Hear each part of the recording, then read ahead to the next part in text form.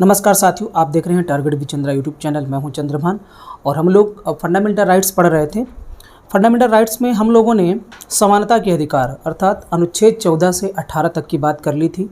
उसके बाद हम लोगों ने स्वतंत्रता का अधिकार 19 से 22 अनुच्छेद 19 से 22 तक की पूरी डिटेल से बात कर ली है। दोस्तों, एक बात यह है कि अगर हमें किसी व्यक्ति को समानता मिल जाए और स्वतंत्रता भी उसे मिल जाए, लेकिन फिर भी अगर उसका शोषण हो रहा हो, तो वो समानता और स्वतंत्रता किस काम की? वो अर्थहीन साबित हो जाएगी। शायद यही एक कारण था कि जो हमारे संविधान निर्माता थे, उन्होंने बाद में अनुच्छेद 23-24 में शोषण के विरुद्ध अधिकार को मूल अधिकार का दर्जा दिया। तो इस वजह से शोषण के अधिकार को मूल अधिकार का दर्जा दिया गया कि अगर किसी व्यक्ति का शोषण होता रहेगा तो फिर समानता और स्वतंत्रता के कोई मायने नहीं रह जाएंगे, कोई मतलब नहीं रह जाएगा। तो आज का जो हमारा टॉपिक है अनुच्छेद 23 से 24 शोषण के विरुद्ध अधिकार, राइट अगेंस्ट एक्सप्लॉइटेशन। शोषण क्या है? शोषण का जो करने वाले लोग हैं, उन्हें किस तरह से रोका गया है। शोषण क्या होता है उसको भी हम लोग जानेंगे। हालांकि ये यहाँ पर कोई बताता नहीं है, सीधा जो है वो मूल अधिकार जो शोषण के विरुद्ध अधिकार है उस पर बात कर लेते हैं लोग, अनुच्छेद 23 और 24। मैं शोषण की परिभाषा भी यहाँ पर बताने वाला हूँ और शोषण किस तरह से समाज में होता है उसकी भी हम लोग यहाँ पर बात करेंगे। तो ये वीडियो जो है आपके लिए बेहद इंपॉर्टेंट होने वाला है। यहाँ पर हम फुल डिटेल से शोषण के विरुद्ध अधिकार के बारे में बात करने वाले हैं। तो सबसे पहली बात कि शोषण के विरुद्ध अधिकार जो है, राइट अगेंस्ट एक्सप्लॉइटेशन, ये किस अनुच्छेद में है? तो अनुच्छेद 23 से 24 में हम लोग बात करते हैं। मतलब इसमें सिर्फ हमें 2 अनुच्छेदों को पढ़ना है। इन दोनों अनुच्छेदों को हम लोग डिटेल से यहाँ पर जानने वाले हैं। तो सबसे पहले हम लोग जानते हैं कि ये जो शोषण है, एक्सप्लॉइटेशन है, ये क्या होता है। दोस्तों,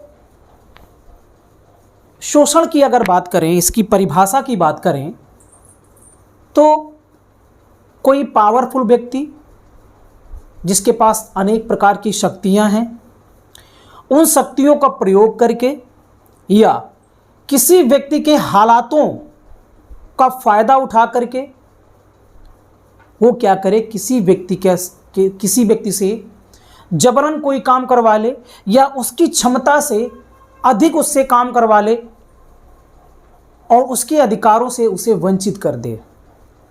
तो इस प्रकार किया गया जो कृत्य है वो शोषण कहलाएगा। तो व्यक्ति को उसके अधिकारों से वंचित ना किया जाए, व्यक्ति को उसकी क्षमता से अधिक काम न दिया जाए और व्यक्ति के ऊपर अपने स्वार्थ के लिए किसी भी प्रकार का फायदा न उठाया जाए।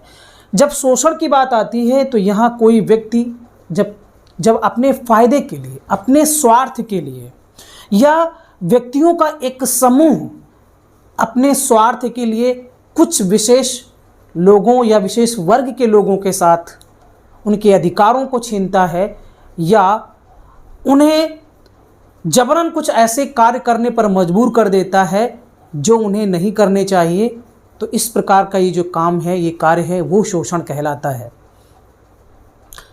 अगर बात करें कार्ल मार्क्स की, तो कार्ल मार्क्स ने कहा भी था, ये शोषण सिर्फ भारत में ही नहीं हुआ है, बल्कि दुनिया के कई ऐसे देश हैं जहाँ के 95% जनता पर शोषण हुआ है। कार्ल मार्क्स ने कहा था, एक बात कही थी कि 2 प्रकार के वर्ग हैं समाज में, 2 प्रकार के वर्ग होते हैं। एक है शोषक वर्ग और एक है शोषित वर्ग।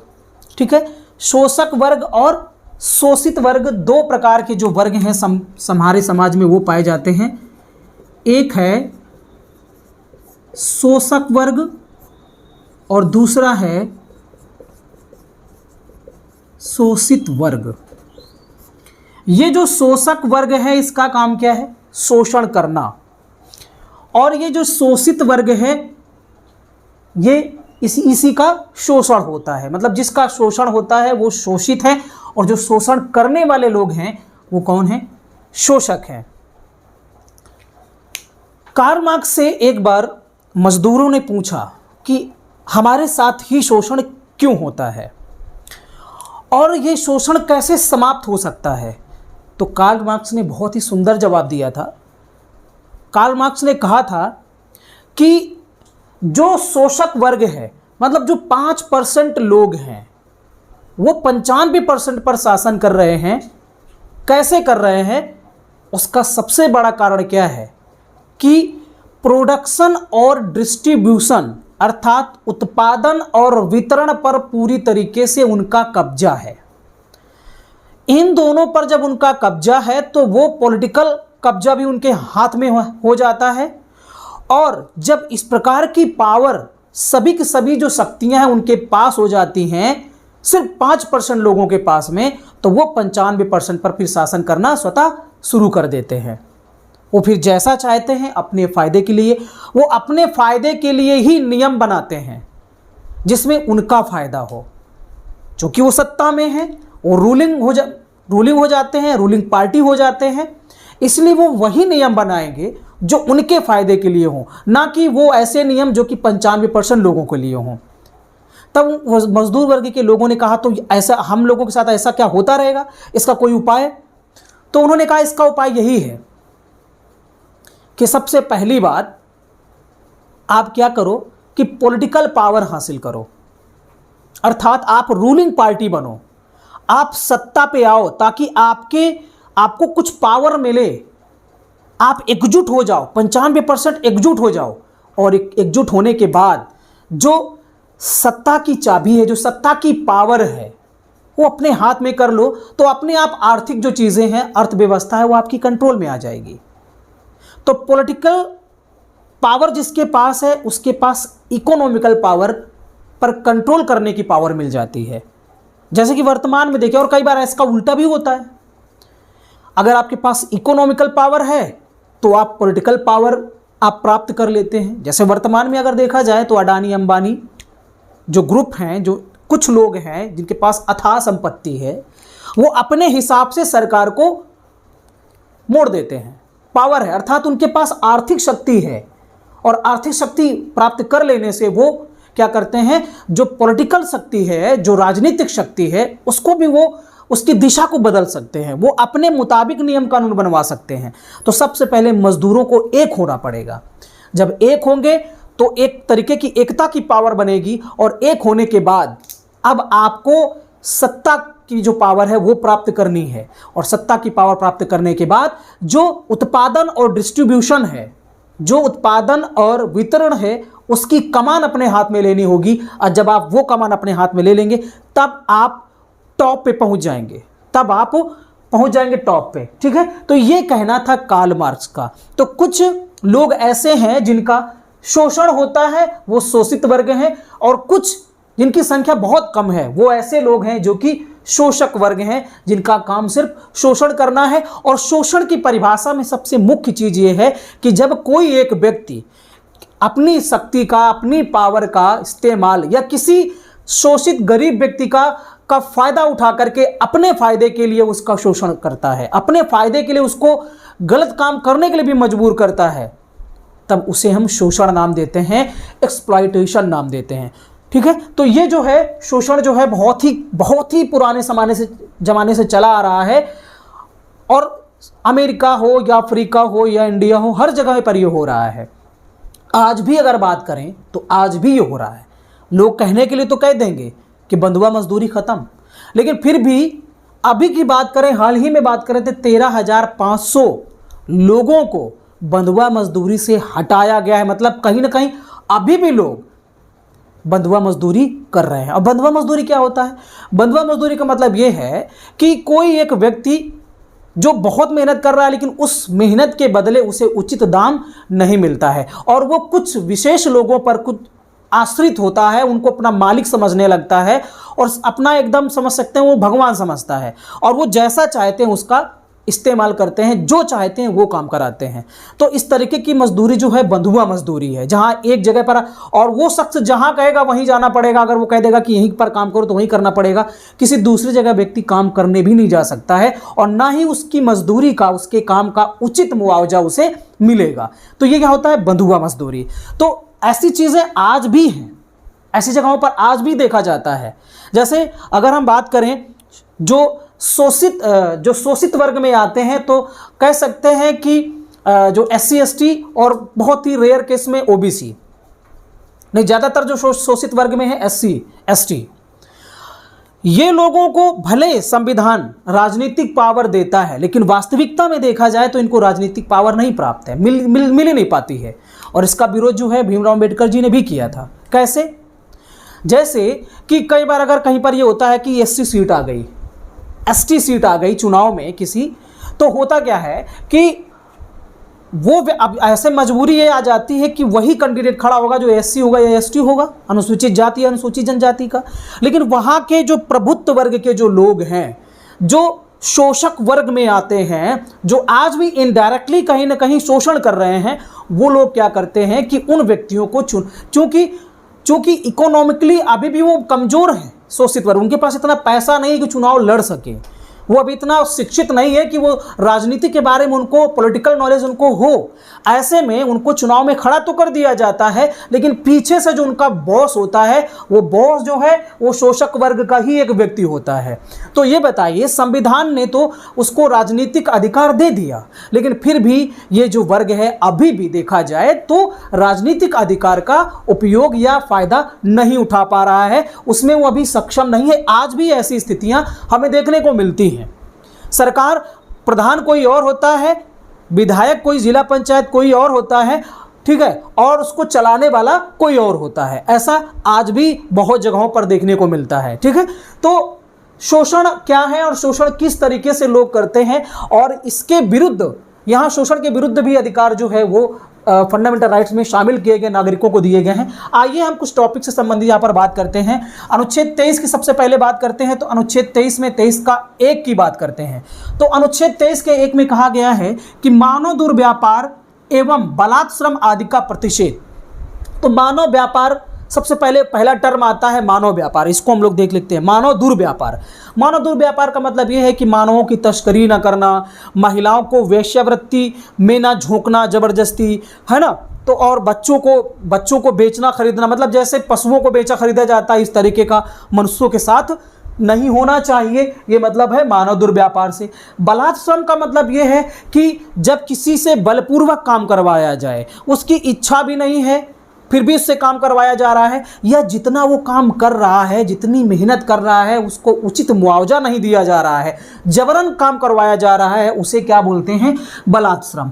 तो इस तरीके के जो कार्य हैं, इस कार्य से अनुच्छेद 23 का 1 रोकता है, ठीक है। अब किसको किसको ये रोकता है, किसके विरुद्ध प्राप्त है? तो ये भी याद रखिए, ये राज्य और जो व्यक्ति हैं दोनों के विरुद्ध प्राप्त है। अर्थात नागरिक भी इस तरह, कोई भारतीय नागरिक भी किसी के साथ ऐसा नहीं कर सकता है, कोई गैर नागरिक व्यक्ति भी इस तरीके का काम नहीं कर सकता है, और राज्य भी इस तरीके का किसी नागरिक के साथ भेदभाव नहीं कर सकता है, यहाँ ये कहा गया है।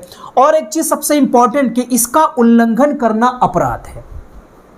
जैसे कि हमने देखा था अस्पृश्यता का जो कानून था, अस्पृश्यता छुआछूत के जो अंत की बात की गई थी अनुच्छेद 17 में, तो वो भी एक तरीके का आपराधिक कृत्य था। तो मूल अधिकारों में 2 ऐसे मूल अधिकार हैं जिनका उल्लंघन करने पर बाकायदा दंड का प्रावधान भी किया गया है। एग्जाम में अगर आपसे पूछ ले कि मूल अधिकारों में दूसरा ऐसा मूल अधिकार कौन सा है जिसके उल्लंघन पर दंड का प्रावधान भी है, तो वो कौन सा है? शोषण के विरुद्ध अधिकार में जो हम पढ़ते हैं, वो शोषण के विरुद्ध अधिकार ऐसा है कि इसका उल्लंघन करने पर जेल भी हो जाती है। तो ये दंडनीय माना जाने वाला दूसरा अपराध है। अस्पृश्यता के बाद ये दूसरा इस तरीके का कार्य है जिसे दंडनीय माना जाता है। ओके, अगली बात करें तो मैंने बताया यह राज्य व व्यक्ति दोनों के विरुद्ध प्राप्त है। अनुच्छेद 35 संसद को अपराध के लिए दंड विहित करने की पावर देती है। बात ये आती है कि ये जो दंड बनेगा वो कितना होगा, कितनी मात्रा में होगा, ये दंड के लिए विधि कौन बनाएगा। तो अनुच्छेद 35 जो कि मूल अधिकारों में ही लास्ट में हम लोग पढ़ते हैं, उसमें ये व्यवस्था की गई है, प्रावधान किया गया है कि अनुच्छेद 35 के तहत संसद इन अधिकारों का उल्लंघन करने पर दंडिक प्रावधान कर सकती है, दंड का विधान बना सकती है। इस तरीके की विधि बना सकती है जिससे कि क्या हो कि इस तरीके के कार्यों के लिए दंड का प्रावधान हो। इसके बाद संसद ने ऐसा किया भी, संसद ने ऐसा अपनी शक्ति का उपयोग करते हुए किया भी। क्या किया कि संसद ने बंधुआ मजदूरी उन्मूलन 1976 में बनाया। अर्थात कि बंधुआ मजदूरी एक अपराध है और बंधुआ मजदूरी किसी से नहीं करवाई जा सकती। तथा महिला एवं बाल अनैतिक निवारण अधिनियम 1986 पारित किया। यहाँ बहुत सारे स्टूडेंट को कंफ्यूजन हो सकती है।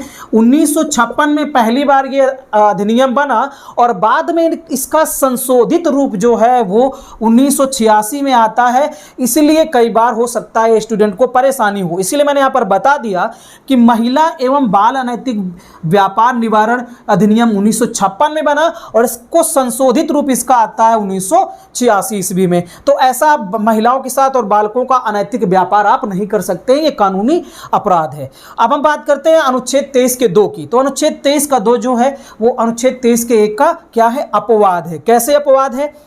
राज्य सार्वजनिक प्रयोजनों हेतु अनिवार्य सेवा लागू कर सकता है। ठीक है, अर्थात जैसे सेना में है, सेना में वो आपसे काम करवा सकता है चूंकि वो सार्वजनिक सेवा है, देश हित में सेवा है, और हो सकता है इसके लिए वो आपको कोई मुआवजा भी ना दे, कोई पैसा भी ना दे, बिना पैसा के आपसे वो काम करवा सकता है अगर कोई ऐसी परिस्थिति बनती है। ठीक है, तो अनुच्छेद 23 का 2 में जो है ये इस तरीके का प्रावधान किया गया है।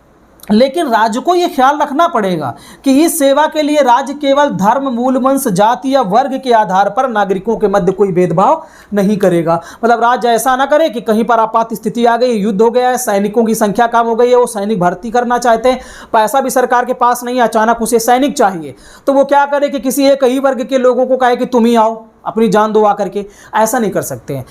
राज्य फिर क्या करेगा कि सभी वर्गों के लोगों को ला सकता है, किसी खास वर्ग के साथ ऐसा नहीं करेगा कि तुम ही आइए, है ना। अगर एक ही वर्ग के लोगों को अगर वो सेवा करने के लिए मजबूर करेगा तो ये तो फिर भेदभाव हो जाएगा।